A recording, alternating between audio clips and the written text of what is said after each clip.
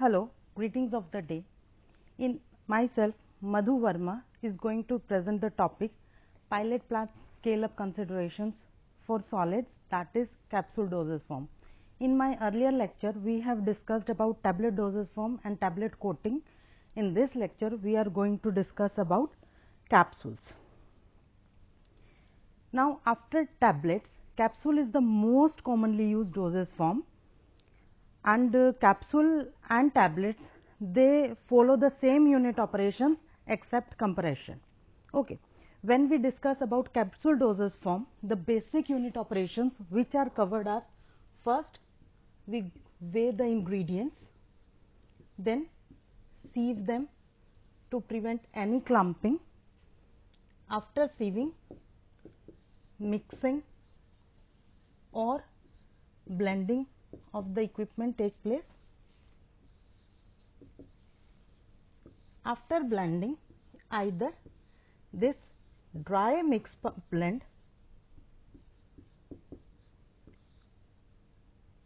goes for lubrication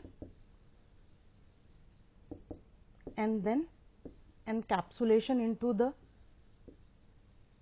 empty capsule cell, or after mixing we make granules. These granules are dried, then they are again sieved for resizing for uniform particle size distribution. Then we go for lubrication, lubricants are mixed into this powder blend or granules, and then finally we go for encapsulation, right. So these all unit operations we go through when we go for a capsule dosage form, and which are almost same as that of tablet dosage form. In tablet dosage form, after lubrication we go for compression, and here after lubrication we go for encapsulation into the capsule dosage form. So to produce capsules on high speed equipment, the powder blend must have special characteristics, like it should have uniform particle size, the bulk density for good flow characteristics, and compressibility to form a cohesive, a compact mass of the right size. Right. All these three characteristics of the powder blend helps in good flow characteristics, formation of compact of the right size, and then the powder blend must have sufficient cohesiveness so that it may be filled into the capsule cells. On industrial scale, we make use of mainly two equipments. One is by Genesis, which is based upon dosator disc mechanism, and second one is Hoflinger carb machines. They are based upon tamping pins mechanism. Now, most common problems encountered in scale up of capsule dosage forms are its bulk density, powder flow, compressibility, and lubricant flow. All these four characteristics, they govern the weight variation of the capsule dosage form, and if there is weight variation in the capsule dosage form, the batch fails, right. So to prevent the weight variation, we have to emphasize on these four basic properties, that are bulk density, powder flow, compressibility, and lubricant flow. So weight variation can be encountered if we go for under lubrication, or if we go for under lubrication, or the flow properties of the powder blend is not okay, right. So if there is inadequate lubrication, means the quantity of lubricant is not sufficient to give proper flow properties, flow characteristics, then what happens, the powder blend, it sticks to the dosator plunger surface, right, or the die walls of the capsule machine, thereby insufficient amount of the dose will be transferred to the capsule shell, ultimately leading to weight variation and hence final quality of the finished product. So if inadequate lubrication is there, sticking or picking of the powder blend may occur, leading to weight variation, and in order to remove this lubrication problem, if the granules are lubricated, if the lubricant amount is much more than required, then what this lubricant do, it covers the granules, and we all know that the lubricants, these are hydrophobic in nature. If the quantity of lubricant is more and it is hydrophobic in nature, then the cohesive forces between the particles reduces, right. So, if the cohesive forces reduces, then compactness is not there. Compactness between the particles is not there, and it results in softer plug formation. The plug formed is softer, and during the transfer process this plug breaks, ultimately leading to incomplete amount of dosage being filled into the capsule shell. Second thing is, if the granules are covered by these lubricant, then these are hydrophobic in nature. Therefore, it results in delay in disintegration of the capsule dosage form and ultimately dissolution of the dosage form, which further results in bioavailability problems of the capsule dosage form, which are totally undesirable. Then, like tablets, capsule also require prolonged trials of many hours and multiple batches, scale up problems which influence granule characteristics, and finally, they do hamper the finished product. Okay. So, the first and the most important thing is type and size of the equipment being selected, because the type and size of the equipment dictates the properties which are required during routine production of the capsule dosage form. Then, blending. Small scale blending at lab scale and at commercial scale blending equipments are different. We have to study that. Then the granulation process is again different at lab scale and pilot plant scale. So, again we have to study the granulation scale up process, drying, then resizing and further lubrication. All these unit operations we have already dealt to in the scale up of tablet dosage form. Here the same consideration are being given to these unit operations also. So, next the important thing regarding capsule is, one is the basic four properties, that are bulk flow properties of the powder, compressibility of the powder, lubrication of the powder. These affect the weight variation of the powder blend, and finally, the dosage form, right.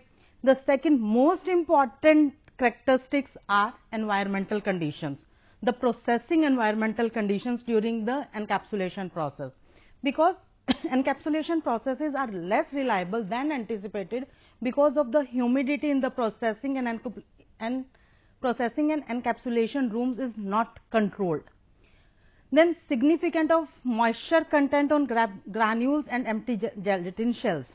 What happens if the granules absorb the moisture content? If they take the moisture content, the moisture contents of granules if increases, then sticking problem to the plunger walls or the die wall of the capsule shell increases, thereby leading to weight variation. And second thing is, if the empty gelatin shells, if they absorb moisture, then their dimension changes, deformation in the empty gelatin shells take place. Or if the moisture content is very less, right, if the moisture content is very less during the processing, then the gelatin shell may become brittle and it will break in between. So, thereby leading to loss of the powder blend as well as the gelatin shells. Overall, there is loss of the material, leading to overall losses to the company, right. So, we have to take care of the moisture content during the processing of encapsulation process. Then, if moisture is there, then physical and chemical stability of the finished product is also under observation in that case, right. It is also at stake. So, we have to take care of moisture, because moisture presence of moisture, it creates physical and chemical instabilities.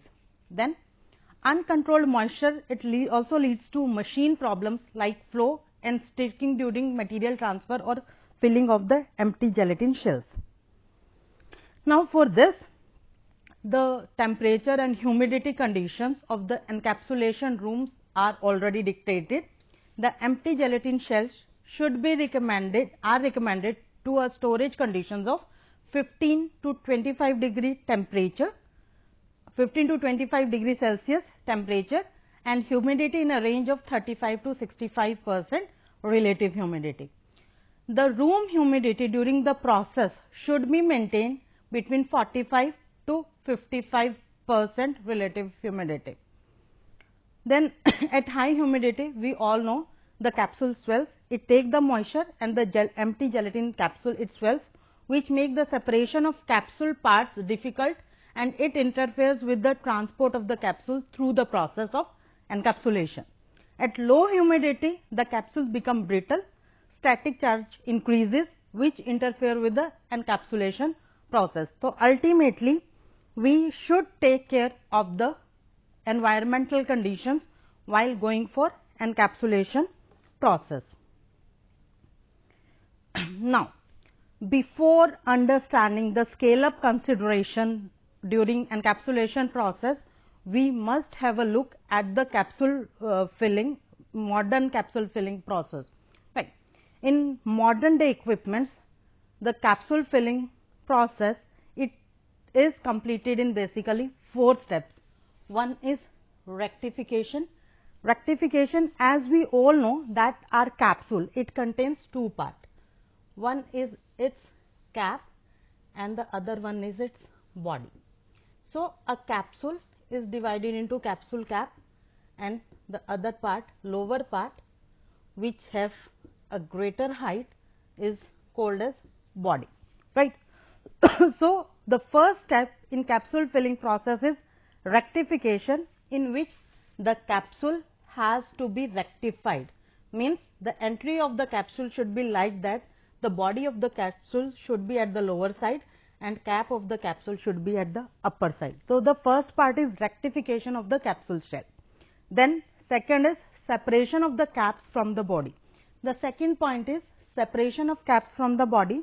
These caps are removed, are separated from this body with the help of vacuum.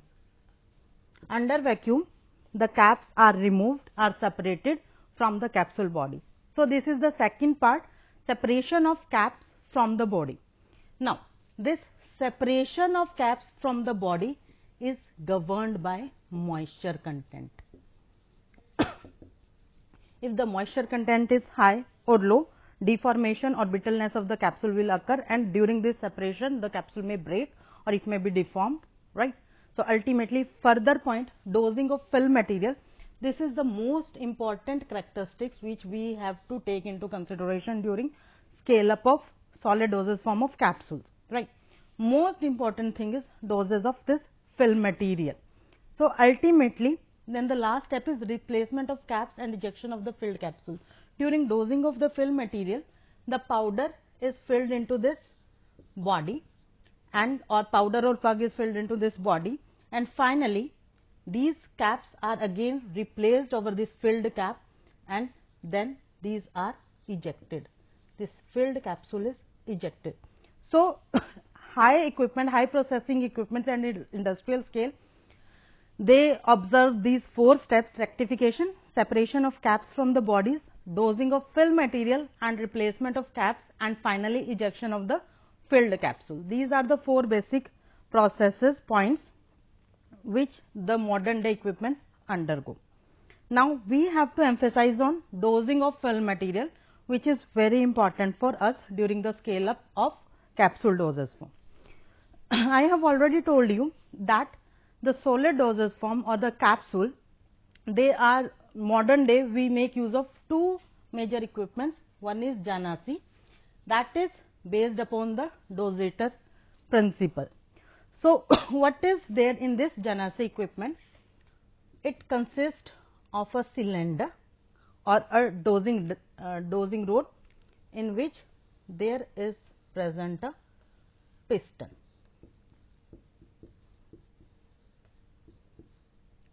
Right, this is a cylinder, dosing cylinder, and in it there is a piston, right, like here a cylinder where there is a piston. The height of this piston is already predetermined. The height, ki how much depth this piston will take, it is already calculated beforehand, and this height is equivalent to the volume which is to be transferred to the empty gelatin shell, right. So now the height of this piston is predetermined already, and only that amount of powder will be filled, or the granules will be filled into this piston in this cylinder, which we have to transfer into the capsule shell. Now this piston is inserted into a powder bed which have to be filled, right. The powder bed, here is powder bed, and this piston is inserted into it.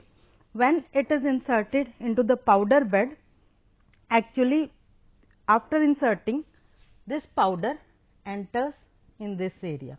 When it is inserted, this powder is entered into this area, and the height of the powder is calculated, कि how much height the powder bed should contain, so that the material may be filled into the piston, into this cylinder, right. And if the level of this powder bed goes down, a signal goes, right. There are scrappers, agitators which give a signal to the hopper, and the hopper transfer more powder or granules to this powder bed. Okay. Now before lifting this assembly, if we lift this assembly as it is, the powders which is filled there will drop down, right. So before lifting this assembly, this piston, it moves vertically downwards, and it gives a pressure, a tamping blow, a large tamping blow to this powder, and this powder then converts into a slug. Because of the cohesive nature of the powder blend, a solid slug is formed, and then this slug is then transferred to the empty capsule body, where the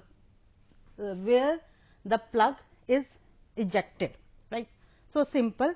When we think of this diagram is of a dosator or dosing tube system. A is the compression portion plate, B is our piston, C is the dosing tube where the powder is filled, D is the powder hopper from where the powder is filled into this dosing tube, E is the plug ejection platen, this part, then F is the capsule body in the bush which is already separated from the cap, and G is the powder plug. So ultimately when a plug is formed here, this assembly will move here, and here it is positioned over the empty capsule shell body, and where this piston will move vertically downwards, filling this capsule shell, and finally this capsule shell is moved on, and the cap is joined over it, and then it is finally ejected. Okay. Then the next machine used for capsule filling is dosing disc machines, right. This is based upon tamping pins principle. So basically what is there is a disc, right. If we see the top view of this disc, there are 5 tamping stations, 1, 2, 3, 4 and 5, right. So it is the rotating disc. On the lower side there is a supporting plate, and on the upper side there is a brass plate. On the upper side of this circular disc is a brass plate which cover these cavities, right. After looking into this diagram, we can see that this is our disc, rotating disc, this is our brass plate, right, and this is our supporting disc, right. And this disc have cavities like this one. There are 5 tamping stations. So in these 5 tamping stations, in the center there is powder bed. Again the height of powder is already predetermined, and if the level goes down, a signal will go and more powder from the hopper will come to the center of this disc. As this disc rotates, the powder will move by a centrifugal force, and it will fill into these cavities. Now when this powder bed fills into this cavity, this is a tamping pin, and it tamps, it provides a pressure, then it compresses this powder, right. The powder is compressed, then the rotating disc moves. When it moves, it comes to the tamping station 2, and when it comes to the stamping station 2, during this movement for station 1 to station 2, more powder enters into this cavity, and then this stamping pin, it again compresses this powder. After compression, second compression, it moves to tamping pin 3, where more powder enters, and this tamping pin 3, it provides more compression, so that the powder is formed into a plug. At 4, same thing happens, and at 5, complete plug is formed, and after this complete plug, it is transferred to this ejection port. So, this is a schematic diagram of a dosing disc and tamping finger system, where A is the overload relief spring, B is temp depth adjuster, what should be the depth of this tamping pin, C is the tamping finger, D is the powder hopper from where extra powder comes, E is powder bed, this is our powder bed, F is the dosing disc where die cavities are there, then G is the suction. Because of this suction, powder is sucked into these cavities. H is the support plate over which this disc rests. Otherwise, if this disc is not there, this powder will come out downwards. Then I is the ejection adjuster. When after filling, when the complete plug forms, this part is then comes here, and this ejection tamping pin, this ejection and adjuster, it adjusts the height of this tamping pin, and it guides this tamping pin towards downward, so that the plug which is formed at the tamping station 5, it is ejected into capsule body which is already in the bushing, right. And M, this M is the powder plug which is formed by tamping action.